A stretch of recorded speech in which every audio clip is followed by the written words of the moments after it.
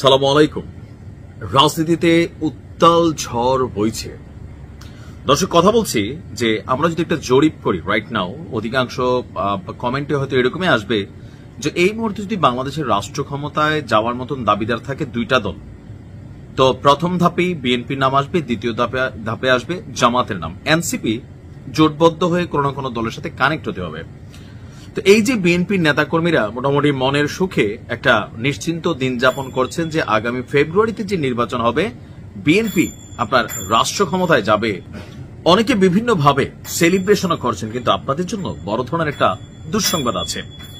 দুইটা জরিপ নিয়ে আমরা যখন কথা বলছি তখন জরিপগুলো দেখাচ্ছে যে একই সংস্থার করা, ব্র্যাকের করা একটা জরিপ, আপনার 10 মাস আগে আর 10 মাস পরে বিএনপির ভোট কমছে। এইটা একটা প্রধান কারণ কিন্তু চাঁদাবাজি। বিভিন্ন জায়গায় মিথ্যা মামলা, চাঁদাবাজির খেলায় মোটামুটি সব দিক থেকে বিএনপি কিন্তু এগিয়ে। এটা আপনি স্বীকার করেন আর অস্বীকার করেন। এখন এই যে পরিস্থিতিতে বিএনপিকে ডস দিয়া, জামাতকে ডস দিয়া, এনসিপিকে ডস দিয়া কোন একটা রাজনৈতিক দল নতুন আইসা মাঠে কি অবস্থান নিতে পারে? আপনি ভাবছেন যে ভাই এগুলা কেমন ধরনের কথা, কোন সেই দল? এখনো নাম আসে নাই, তবে দলটির প্রতীক হতে পারে সম্ভাব্যভাবে বাঁশ। কারণ বাঙালি জাতি বেম্বু খেলে ঠিক থাকে, তবে এই বেম্বু ওই বেম্বু না। সম্প্রতি আপনার অনলাইন কিং যাকে গণনা করা হয়, পিনাকিদা, তারপর হচ্ছেন সাংবাদিক ইলিয়াস, কনক সারোয়ার, তাদের মধ্যে সম্ভবত একটা বৈঠক হয়েছে। সেই বৈঠকে এনসিপি কে আপনার আসলে যেই রাজনৈতিক দল গড়ার জন্য হয়তো তারা চেষ্টা করেছিল সেখানে তারা ব্যর্থ হয়েছে। বিএনপির কাছেও তাদের অনেক প্রত্যাশা পূরণ হয়নি। সেই জন্য তারা মনে করছে জরিপে 62 লোক অথবা মতান্তরে 48% লোক, বাট ফাইনালি জরিপে 62% আসছে।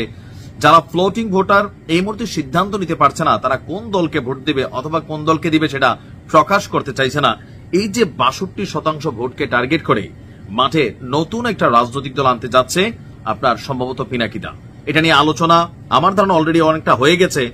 আর কে সেই ক্যারেক্টার যিনি হঠাৎ করে এই দেশে এসে জনগণের সামনে এত বড় একটা জায়গা নেওয়ার মতন ক্ষমতা রাখেন? তিনি কেউ না, আমার দেশ পত্রিকার যিনি সম্পাদক আছেন জনাব মাহমুদুর রহমান। এক নামেই সারা বাংলাদেশ যাকে এই মুহূর্তে চিনে, যদিও তিনি একসময় বিএনপি পন্থী বা বিএনপির কি বলে যে জ্বালানি উপদেষ্টা ছিলেন সম্ভবত। তো কেন তিনি আসলে নতুন রাজনৈতিক দল করবেন? যদিও মাহমুদুর রহমানের কাছ থেকে এখন পর্যন্ত আমরা কোনো বক্তব্য শুনি নাই, তবে পিনাকির ভিডিওটা যারা দেখছেন সেখানে পিনাকিদার স্পষ্ট বক্তব্য ছিল।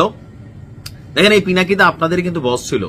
অনলাইনে জনপ্রিয়তা পাওয়ার জন্য আওয়ামী লীগ সরকারের সময় সবচেয়ে বড় এফোর্ট দিয়েছে বিএনপি, জামাত। যে কোনো মানুষে রাতারাতি অনলাইনে তারা কিং করছে, জনসমর্থনের মধ্যে নিচ্ছে। আর এখন ওই কিংরাই কোথাও না কোথাও তাদের উল্টা পথে হাঁটছে। মানে বিএনপির অধিকাংশ নেতাকর্মীরা এখন পিনাকি, ইলিয়াস, সাংবাদিক কনক সারোয়ারকে দেখতে পারে না, যেমনটা আওয়ামী লীগ দেখতে পারত না। তো এখন এই দেখতে পারা না পারার মধ্যে তারা সীমাবদ্ধ না।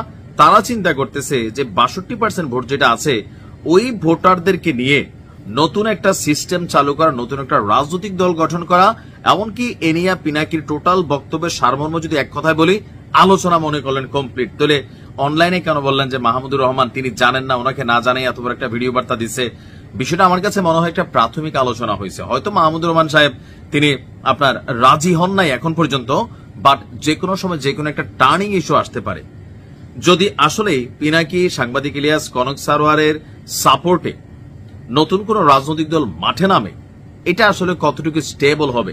দেখেন, বাংলাদেশের মানুষ এমনি অনেক মানুষের পছন্দ করে। যেমন ধরুন ডক্টর মোহাম্মদ ইউনূসও আওয়ামী লীগ সরকারের আমলে বিএনপি, জামাত সবাই পছন্দ করত। এখন জামাত অনেকটা বেশি করে, এনসিপি করে, বিএনপি কম করে। মেইন কারণ হচ্ছে ক্ষমতা। তবে আমার কাছে ব্যক্তিগতভাবে আমার কাছে মনে হয় না যে মাহমুদুর রহমান সাহেব তিনি একটা দল করলে আর এই দলটার পিছনে পিনাকি, সাংবাদিক ইলিয়াস বা কনক সারোয়ার তারা সাপোর্ট করলে যে একটা রাজনৈতিক দল হইয়া রাতারাতি বিএনপির মতন একটা বড় দল রে, অথবা আওয়ামী লীগের মতন একটা বড় দল রে, বা জামাতের মতন একটা বড় দল রে, অথবা এনসিপির মতন রাইট নাও যে পজিশন আছে তাদের সাপোর্টিং ইস্যু আছে অনেক। তো সেই ক্ষেত্রে নতুন একটা দল এসে ক্ষমতা গ্রহণ করবে, এটা আসলে একটু কঠিন। তবে ভোটের মাঠে জোটের সমীকরণ বদলা যেতে পারে, এরকম কোন সিদ্ধান্ত নিয়ে মাহমুদ সাহেব নামলে। কেন ভোটের মাঠে জোটের সমীকরণ? কারণ একটা বিশাল ফ্যান বেস আছে, মাহমুদুর রহমান সাহেবের একটা পরিচিতি আছে। তো সেখান থেকে নতুন কোন রাজনৈতিক গোষ্ঠী তৈরি হলে সবাই সেটাতে ঝাঁপাইয়া পড়ে। কেন? পদ পদবিগুলো সহজে পাওয়া যায়, এমপির টিকিট সহজে পাওয়া যায়। তো এরকম হয়তো অনেকে দল ছুটে এখানে চলে আসতে পারেন। আসলে বাংলাদেশে সব সম্ভব। আগামী নির্বাচনকে ঘিরে তারেক রহমান বলছিলেন যে এবারের নির্বাচন হবে ইতিহাসের সবচেয়ে বড় কঠিন নির্বাচন। আসলে তারা রাজনীতিবিদ, অনেক কিছু আগে থেকে বুঝতে পারে। তবে নতুন এই উটকো ঝামেলা নিয়ে আদৌ প্রস্তুত কিনা বিএনপি অথবা অন্যান্য দলগুলো, সময় বলে দেবে। পিনাকি তার ভিডিওর এই আসল উদ্দেশ্য কি।